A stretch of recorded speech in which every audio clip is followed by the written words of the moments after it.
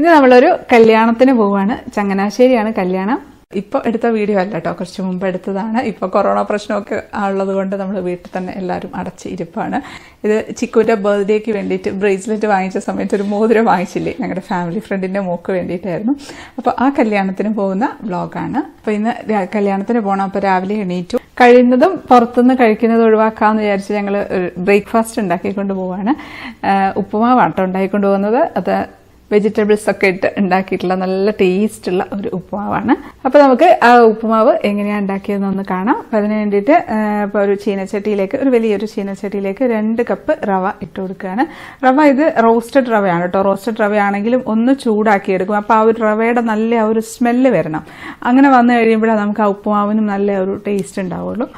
Roasted അല്ലാന്നുണ്ടെങ്കിൽ കുറച്ചുകൂടെ കൂടുതൽ സമയം വറുത്തെടുക്കേണ്ടി വരും. അല്ലാന്നുണ്ടെങ്കിൽ ഒരു 2 മിനിറ്റൊക്കെ ഒന്ന് വറുത്തെടുത്താൽ മതി. ഒരു 2 മിനിറ്റൊക്കെ ആകുമ്പോൾ തന്നെ റവ നല്ല മൂത്ത ഒരു മണം വരും. അപ്പോൾ നമുക്കതൊരു പാത്രത്തിലേക്ക് മാറ്റി വയ്ക്കാം. ഇനി ആ ചീനച്ചട്ടി തന്നെ നമുക്കൊന്ന് തുടച്ച് റവയൊക്കെ ഒന്ന് തട്ടി മാറ്റി കൊടുക്കാം. അതിലേക്ക് വെളിച്ചെണ്ണ ഒഴിച്ചു കൊടുക്കാം. വെളിച്ചെണ്ണ കുറച്ച് നല്ലപോലെ വേണം കേട്ടോ, എന്നാൽ മാത്രമേ നല്ല ടേസ്റ്റ് ഉണ്ടാവുള്ളൂ നമ്മുടെ ഉപ്പുമാവിന്. അതിലേക്ക് ഒരു 1-1.5 ടീസ്പൂണൊക്കെ കടുക് ഇട്ടിട്ടുണ്ട്.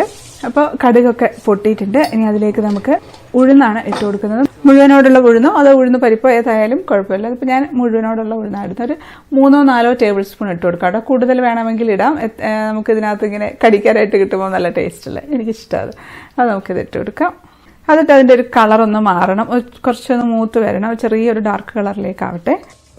അപ്പോൾ അതിൻ്റെ കളറൊന്ന് മാറിയിട്ടുണ്ട്. ഇനി അതിലേക്ക് നമുക്ക് കറിവേപ്പില ഇട്ട് കൊടുക്കാം. ഇനി അതിലേക്ക് നമുക്ക് ഇഞ്ചി കൊത്തി അരിഞ്ഞത് ഇട്ട് കൊടുക്കാം. ഒരു ചെറിയ കഷ്ണം ഇഞ്ചി ചെറിയതായിട്ട് നുറുക്കിയിട്ടതാണ്. അതിൻ്റെ കൂടെ തന്നെ ഒരു 2 പച്ചമുളക് വട്ടത്തിൽ അരിഞ്ഞതും കൂടെ ചേർത്ത് കൊടുക്കാം. ഇനി അതിലേക്ക് ഒരു സവാള പൊടിയായിട്ട് അരിഞ്ഞത് അതും ചേർത്ത് കൊടുക്കാം. അതുകൂടെ ചേർത്ത് നമുക്കൊന്ന് വഴറ്റിയെടുക്കാം.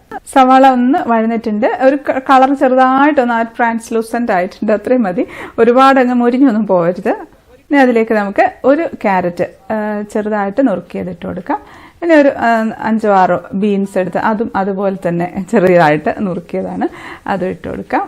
ഇതിൻ്റെ കൂടെ ഗ്രീൻ പീസ് വേണമെങ്കിൽ ഗ്രീൻ പീസ് ഇടാം കേട്ടോ, അതും ടേസ്റ്റാണ് കഴിക്കാനായിട്ട്. ഇനി ഇതിലേക്ക് നമുക്ക് 1 ടീസ്പൂൺ ഉപ്പിട്ട് കൊടുക്കാം. ഉപ്പിട്ടിട്ട് ആ ഉപ്പൊക്കെ നന്നായിട്ട് വെജിറ്റബിൾസിലൊക്കെ നന്നായിട്ട് പിടിക്കാനും പെട്ടെന്ന് വഴന്ന് കിട്ടാനും ഒക്കെ നല്ലതാണ്. അത് നമുക്ക് ഇളക്കി കൊടുക്കാം. ഇനി ഈ ഒരു വെജിറ്റബിൾസ് നന്നായിട്ടൊന്ന് വഴറ്റിയെടുക്കണം. നമ്മൾ ഈ എണ്ണയിൽ തന്നെ ഇട്ട് വേണം വഴറ്റിയെടുക്കാൻ. വെള്ളം ഒഴിച്ചിട്ടല്ല വേവിക്കേണ്ടത്.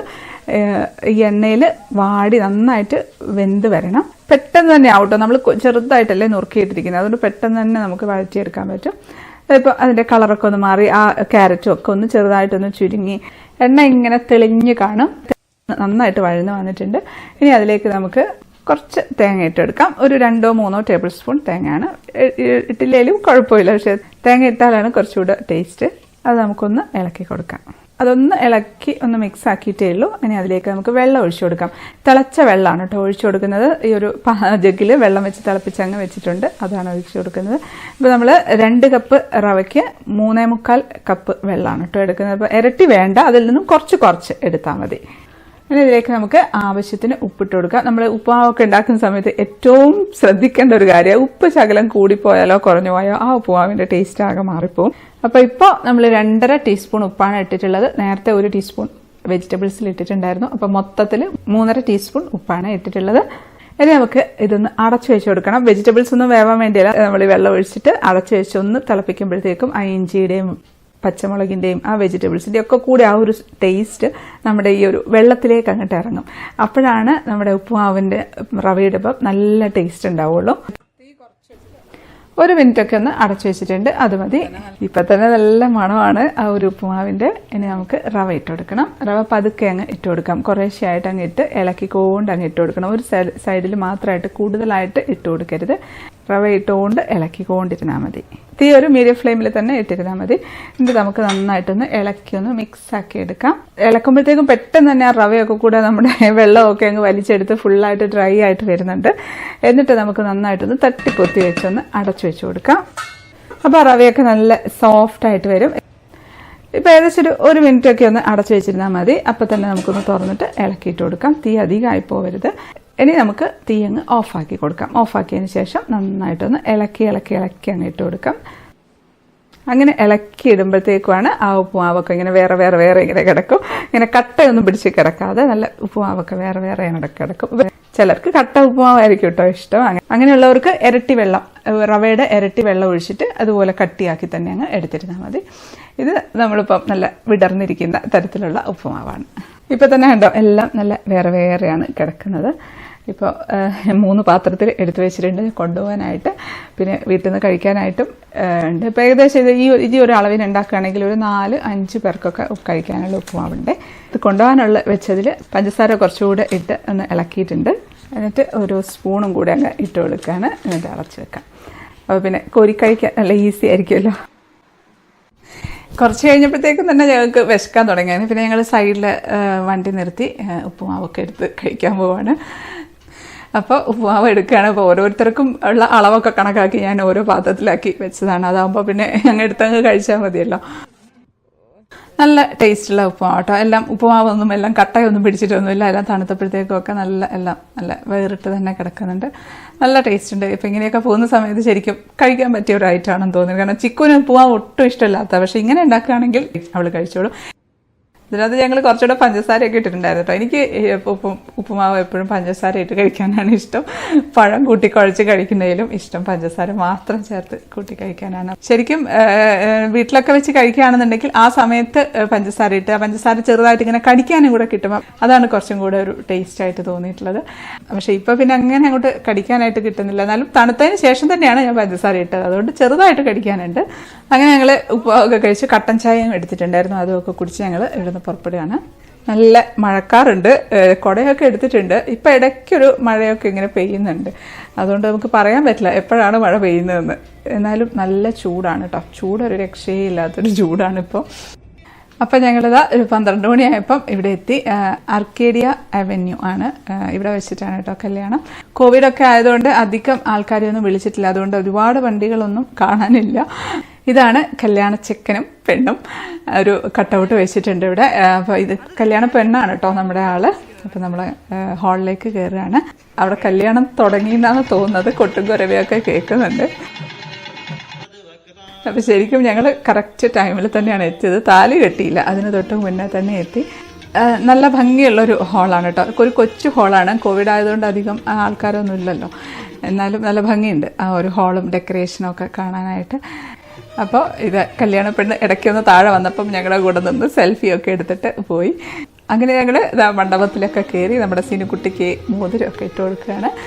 അവിടെ നിന്ന് കുറച്ച് ഫോട്ടോസും വീഡിയോസും ഒക്കെ എടുത്തു.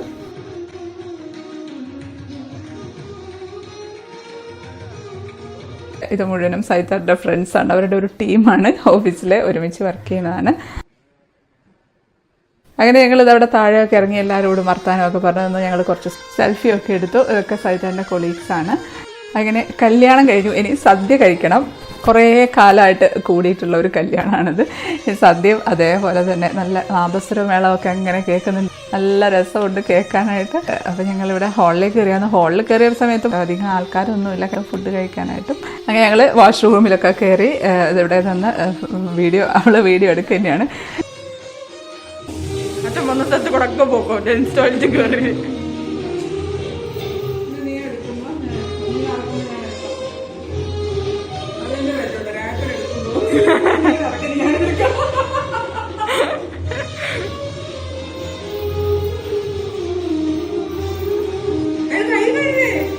കയ്യൊക്കെ കഴുകി ഞങ്ങൾ ഫുഡ് കഴിക്കാനായിട്ട് പോകാം. നന്നായിട്ടൊക്കെ കയ്യൊക്കെ കഴുകി കേട്ടോ.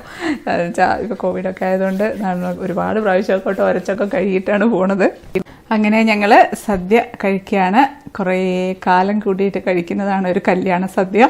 1 വർഷമോ 2 വർഷമോ മറ്റോ ആയെന്ന് തോന്നുന്നു ഒരു കല്യാണ സദ്യ കഴിച്ചിട്ട്. അപ്പം പരിപ്പും നെയ്യും പപ്പടവും ഒക്കെ കൂട്ടി അങ്ങ് കഴിക്കട്ടെ. ശരിക്കും എനിക്ക് ഒത്തിരി ഇഷ്ടമുള്ള ഒരു സദ്യയാണ്, തിരുവിതാംകൂർ സദ്യയാണ്. ഞാൻ മുമ്പൊരു വീഡിയോ ഇട്ടിട്ടുണ്ട് നമ്മുടെ തിരുവനന്തപുരം സദ്യയെക്കുറിച്ച് പറഞ്ഞിട്ട്, എങ്ങനെയാണ് സദ്യ കഴിക്കേണ്ടതെന്നും അതിൻ്റെ ഓർഡർ എന്തൊക്കെയാണെന്നൊക്കെ പറഞ്ഞിട്ട് ഇട്ടിട്ടുണ്ട്. അപ്പോൾ ചോറെല്ലാം കഴിച്ചു കഴിഞ്ഞു. അതാ എനിക്ക് സദ്യയിൽ ഏറ്റവും പ്രിയപ്പെട്ട സംഭവമാണ് വന്നിരിക്കുന്നത്, ബോളിയും പായസം. എൻ്റെ ആക്രാന്തം കണ്ടിട്ടാണോ എന്നറിയില്ല, ആ ബോളിക്കാരൻ ഒന്നും കൂടി ഇടട്ടെ എന്നൊക്കെ ചോദിച്ചിട്ടുണ്ടായിരുന്നു. ഞാൻ പറഞ്ഞു വേണ്ടാന്ന് മാന്യമായിട്ടൊക്കെ പറഞ്ഞു. എന്നാൽ ബോളിയുടെ മുകളിൽ പാൽപ്പായസം വെച്ചിട്ടുണ്ട്. നല്ല ടേസ്റ്റാട്ടോ, അടിപൊളി ബോളിയും പായസമായിരുന്നു. നല്ല സോഫ്റ്റ് ബോളിയായിരുന്നു, നല്ല പായസമായിരുന്നു, നല്ല സദ്യയായിരുന്നു കഴിക്കാനായിട്ട്. കറികളൊക്കെ നല്ലതായിരുന്നു. എനിക്ക് പണ്ട് സദ്യ കഴിക്കാനേ അറിയില്ലായിരുന്നു. നമ്മുടെ കോഴിക്കോടൊന്നും ഇതുപോലെയൊന്നും അല്ല സദ്യ, എല്ലാ കറികളും എല്ലാം കൊണ്ടുപോയി തിരുവനന്തപുരത്ത് വന്നതിന് ശേഷമാണ് ഈ ഒരു രീതിയിൽ സദ്യ കഴിക്കാൻ പഠിച്ചത്. അത് ആദ്യമൊക്കെ ഭയങ്കര ബുദ്ധിമുട്ടായിരുന്നു, എനിക്ക് കഴിക്കാനേ പറ്റില്ലായിരുന്നു. ഞാൻ കഴിക്കാൻ തുടങ്ങുമ്പോൾ തന്നെ പായസം എല്ലാം കൊണ്ടുവന്നിട്ടുണ്ടാകും. എന്നിട്ട് അവസാനം എനിക്കൊന്നും കഴിക്കാൻ പറ്റാതെ എണീറ്റ് പോകാറാണ്. പക്ഷേ ഇപ്പം ഞാൻ പഠിച്ചു പോയിട്ടോ, ഇപ്പം നല്ല പെർഫെക്റ്റ് ആയിട്ടാണ് ഞാൻ സദ്യ കഴിക്കുന്നത്. സദ്യ കഴിച്ച് കഴിഞ്ഞ് പുറത്തോട്ട് ഇറങ്ങി. അങ്ങനെ ഞങ്ങൾ ഇവിടെ ഇങ്ങനെ നിൽക്കുന്ന സമയത്താണ് നമ്മുടെ ഒരു സ്വന്തം സബ്സ്ക്രൈബർ ഓടി വന്നു, പരിചയപ്പെടുകയൊക്കെ ചെയ്തത്. പിന്നെ സൈത്തറിൻ്റെ ഫ്രണ്ട്സും ഒക്കെ ആയിട്ട് ഇതൊന്ന് എല്ലാവരുമായിട്ട് സംസാരിച്ചു. അങ്ങനെ എല്ലാവരും തിരിച്ച് പോവുകയാണ്. അപ്പോൾ ഞങ്ങൾ തിരിച്ച് ഇറങ്ങാൻ നേരത്ത് നോക്കിയപ്പം ഒരു കാറിൻ്റെ മുകളിൽ എന്തൊക്കെയോ ഒരു പച്ച പുല്ലൊക്കെ വെച്ചതുപോലെയൊക്കെ കണ്ടിട്ട് അത് എന്താണെന്ന് നോക്കാൻ വേണ്ടി പോവുകയാണ് കേട്ടോ.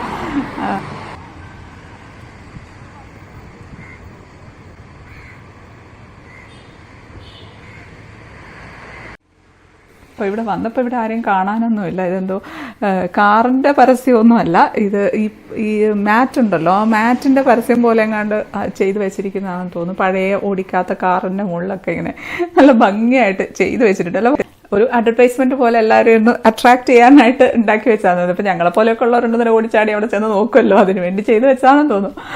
നല്ല ഭംഗിയുണ്ട് പക്ഷെ കാണാനായിട്ട്. ഡോറൊക്കെ തുറക്കാൻ പറ്റുന്നുണ്ട് കേട്ടോ, ഓടിക്കാൻ പറ്റുമെന്ന് തോന്നുന്നില്ല. അങ്ങനെ അതൊക്കെ കണ്ട് ഞങ്ങൾ തിരിച്ചു പോകണം. അപ്പോൾ ഒരു ദിവസം അവിടെ സ്റ്റേ ചെയ്യാനായിട്ട് ഡ്രസ്സൊക്കെ എടുത്തിട്ടുണ്ട്, പറ്റുമെങ്കിൽ ചെയ്യാമെന്ന് വിചാരിച്ച് എടുത്തതാണ്. അപ്പം നമ്മളിപ്പോൾ പോകുന്നത് നല്ല മനോഹരമായിട്ടുള്ള ഒരു സ്ഥലത്തേക്കാണ് കേട്ടോ. ഒരു അടിപൊളി സ്ഥലമാണ്. ആ ഒരു സ്ഥലത്തേക്കാണ് നമ്മളിപ്പോൾ പോകുന്നത്. ഇവിടെ വന്നപ്പോൾ പെട്ടെന്ന് തോന്നിയതാണ് അങ്ങോട്ട് പോകാമെന്നുള്ള കാര്യം. അപ്പോൾ ആ ഒരു വ്ലോഗ് അടുത്ത വീഡിയോ ആയിട്ട് കാണിക്കാം. അപ്പോൾ കാത്തിരിക്കുമെന്ന് പ്രതീക്ഷിക്കുന്നു, മിസ് ചെയ്യരുത്. നല്ല അടിപൊളി ഒരു സ്ഥലത്തേക്കാണ് നമ്മൾ പോകുന്നത്. അപ്പോൾ കണ്ടിട്ട് മനസ്സിലായവർ താഴെ കമൻറ്റ് ചെയ്യുക. അപ്പോൾ നമുക്ക് അടുത്ത വീഡിയോയിൽ കാണാം. അതുവരേക്കും stay happy, stay positive. By.